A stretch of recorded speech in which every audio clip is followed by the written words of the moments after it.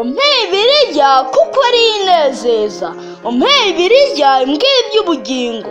Tugeze mu mwanya mwiza wo kwiga Bibiliya muri gahunda yo gusoma igice kimwe ku munsi. Muri iki cyumweru tuzasoma Ezekiyeli igice cya 26, 27, 28,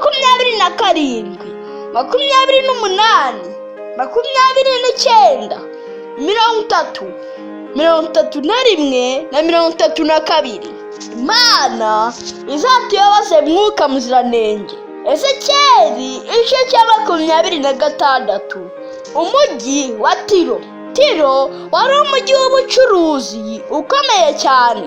Igice kimwe cyawo cyari cyubatswe ku butaka, ikindi cyubatswe mu kirwa cyo mu nyanja ya Mediterane. Abaturage b'i Tiro ndetse n'umwami wabo bari abagome. Mu gihe cya Dawidi, Hiramu umwami w'i Tiro yazanye inkunga zo kubaka urusengero ndetse aba inshuti nziza y'Abisirayeli. Ariko amaze gupfa, ab'i Tiro bagirira Abisirayeli ishyari kuko i Yerusalemu niho habaga umujyi w'ubucuruzi, maze bigahombya ab'i Tiro. Igihe Yerusalemu yarimbukaga, ab'i Tiro bakoze umunsi mukuru barishima. Birababaje ko ari abishimira ibyago by'abandi. Imana yatangaje ko abishimira ibyago by'abandi bose izabacira urubanza bakarimbuka nk'uko byagendekeye umujyi wa Tiro. Ezekiyeli igice cya 27. Iyo Imana ikuretse uta agaciro.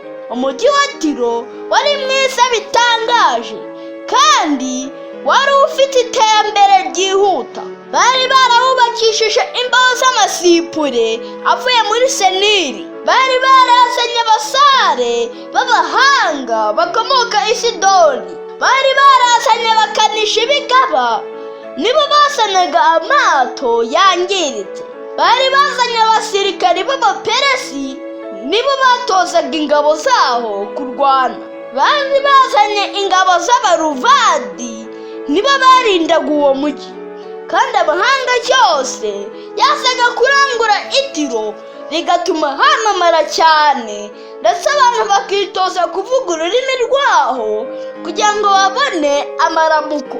Igihe basuzuguraga Imana ndetse bakishyira hejuru cyane, Imana yabateje amahanga bakikije.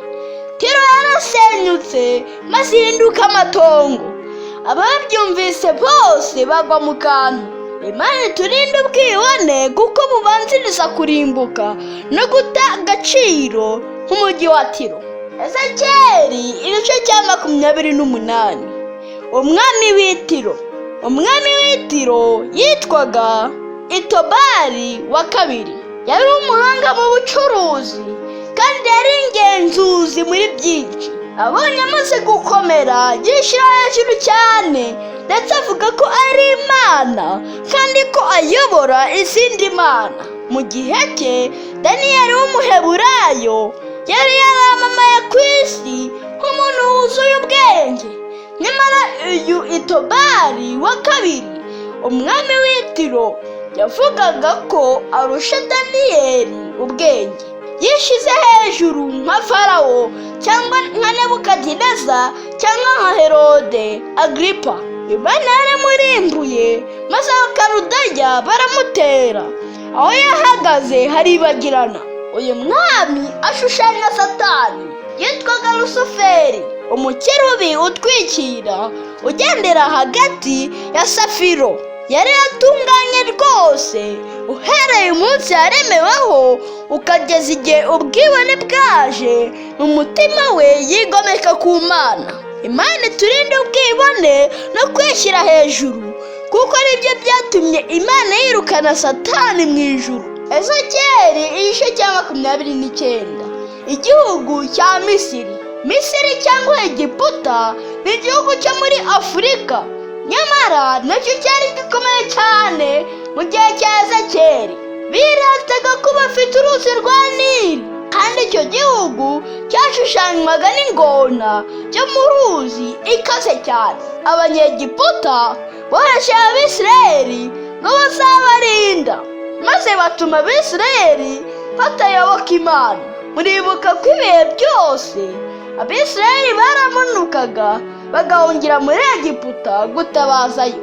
Imana yatashe abanyegiputa intambara, maze Nebukadinezari arahatsinda kugira ngo yerekane ko Imana yo mu ijuru ariyo itegeka abari mu isi bose. Ezekiyeli igice cya 30. Umuriro urimbura Misiri. Misiri ariyo Egiputa ibonye ishyano. Umunsi w'Uwiteka uzibasira abatazi Imana bose nka Misiri. Igihe Babuloni igereranywa n'amadini y'ibinyoma, Egiputa yo igereranywa n'abatemera Imana. Misiri yari yarahamagaye amahanga menshi ibizeza ko izajya ibakiza ikabarinda, maze umunsi w'Uwiteka ubagwira nk'umuriro. Abanyetiyopiya, Abapudi, Abarudi ndetse n'Abarabu bose bararimbuka kuko batamenye Imana ibasha kubakiza. Dushakire ubuhungiro ku Mana yonyine. Ezekiyeli igice cya 31. Umwami w'Imisiri. Umwami wa Misiri yari akomeye cyane kuruta abo mu gihe cye. Yagereranywaga n'igiti cyitwa isederi kirekire cyane gisumba ibindi. Imana yamwibukije uburyo Abashuri bari bakomeye cyane nyamara bakarimburwa. Yamwibukije uburyo Nimurodi yari yarubatse umunara muremure usumba indi yose ho guhakana Imana nyamara bigasenyuka byose. Imana itangaza ko umuntu uri mu isi wese akwiriye kwicisha bugufi kuko icyubahiro ari icy'Imana. Ezekiyeli igice cya 32. Misiri igereranywa n'ingona. Misiri yakomeje kugereranywa n'ingona yo mu ruzi. Kubera uruzi rwa Nili, Misiri yari ikize cyane kandi yeze imyaka igihe cyayo. Yatangiye kwishyira hejuru cyane. Imana itangaza ko izakoranya amahanga menshi akayitera akayisakiza, maze ababyumvise bikabatangaza cyane. Egiputa yararimbutse nk'uko abami benshi barimbutse bagahambwa ikuzimu n'ingabo zabo. Umwami wa Ashuri n'ingabo ze, umwami wa Elamu n'ingabo ze, umwami wa Mesheki n'ingabo ze. Abo bose bakwizaga iterabwoba mu isi, none bagiye ikuzimu, ibyabo byaribagiranye. Nyamara Imana yacu ihoraho iteka, izina ryayo rishyirwe hejuru.